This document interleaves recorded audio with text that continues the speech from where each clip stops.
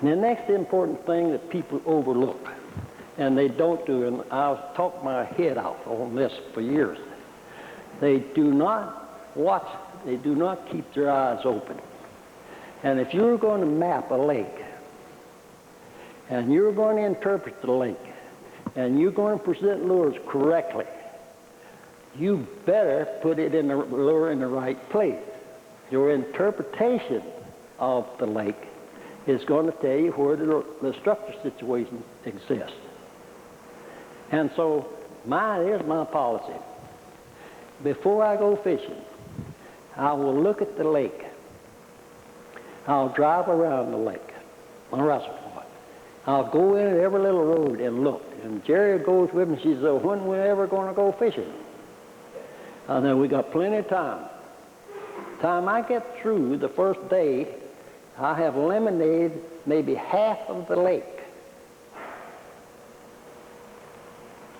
Because I was looking.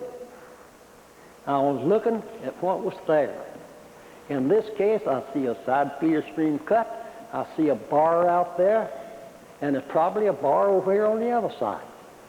What I do in looking at this thing, I look at the terrain, see the tree line. I look at the shallow water, the shoreline, and then I'll see the shallow water. Terrain, the shoreline, and the shallow water. Now, in this, I keep repeating how you must use the first three lures in contour trolling the shallows. I repeat it again in this month's paper. This is your teacher.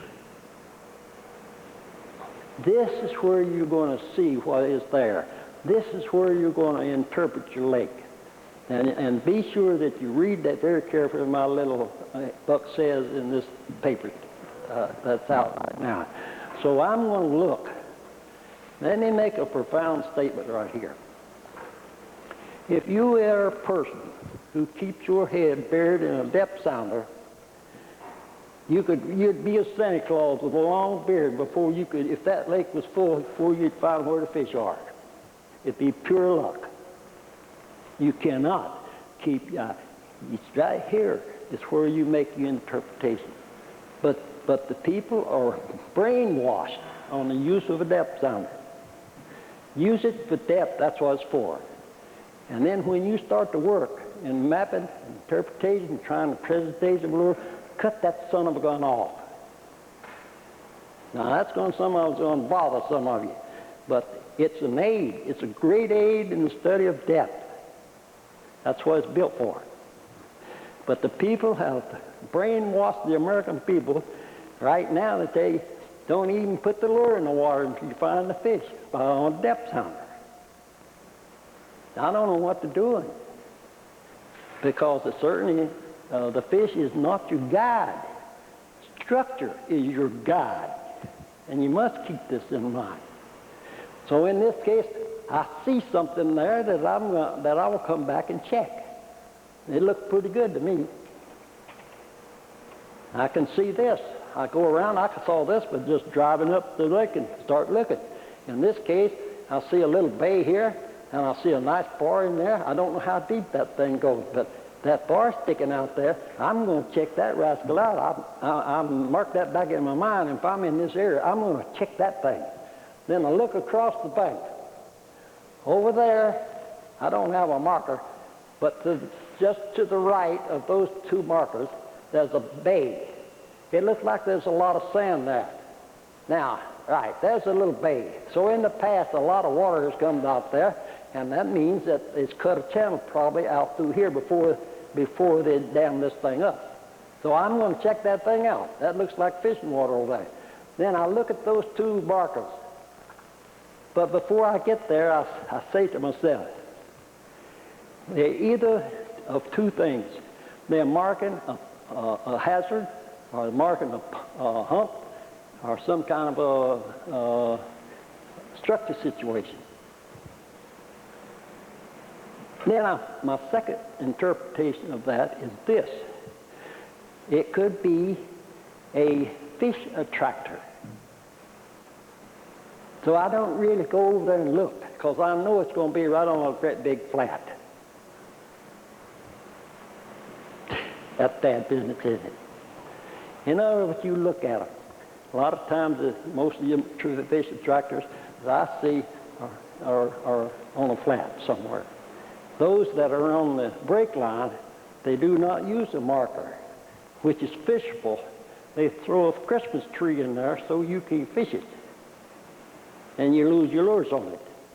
So be careful how you take those things. That's fishing water. That is different from the surrounding area. You've got to check it out. That's fishing water. It could be a channel between an island out there.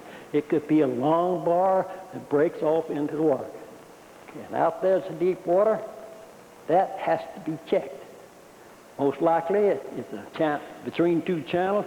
That bar is going to go right on out and drops off. Because in the past, the water did this. Looking across, I see another long bar coming out.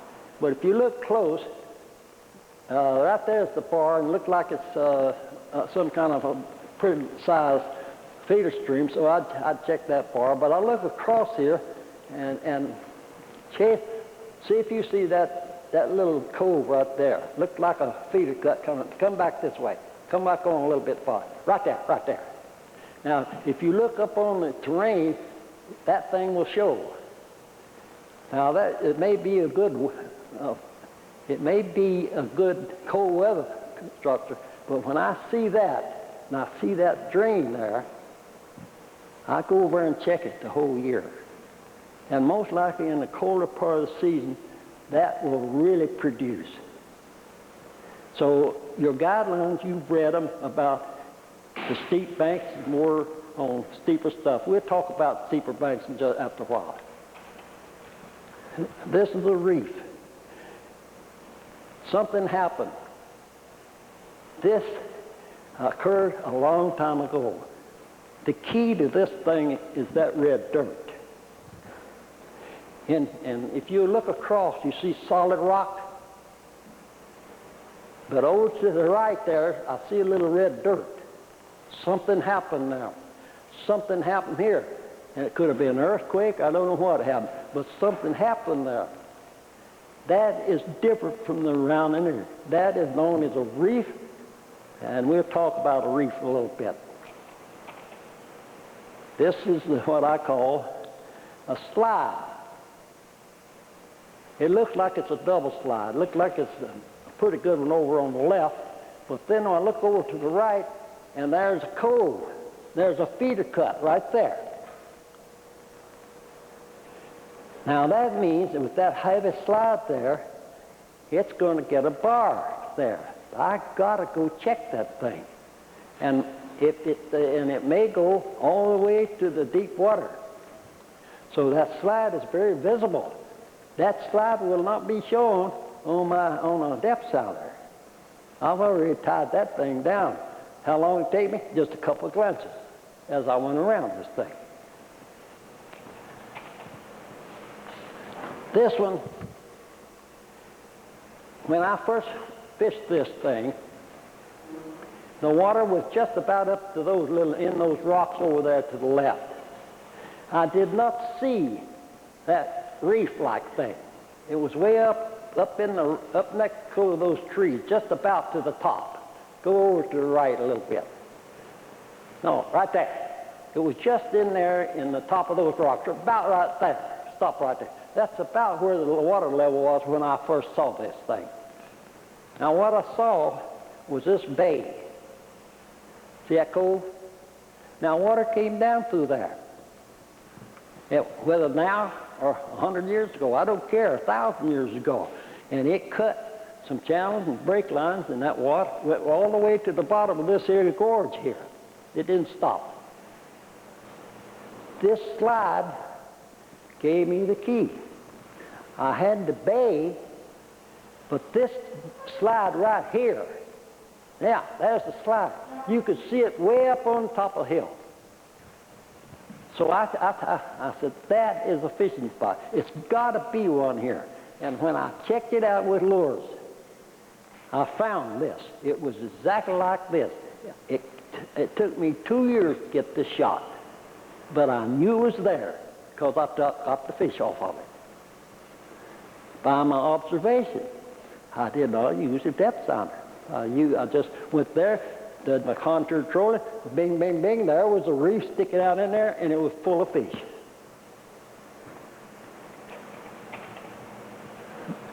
Tom Coleman and I fished this sometime. This is, you've heard me say, a highland lake or canyon type lake. You better look for the slides.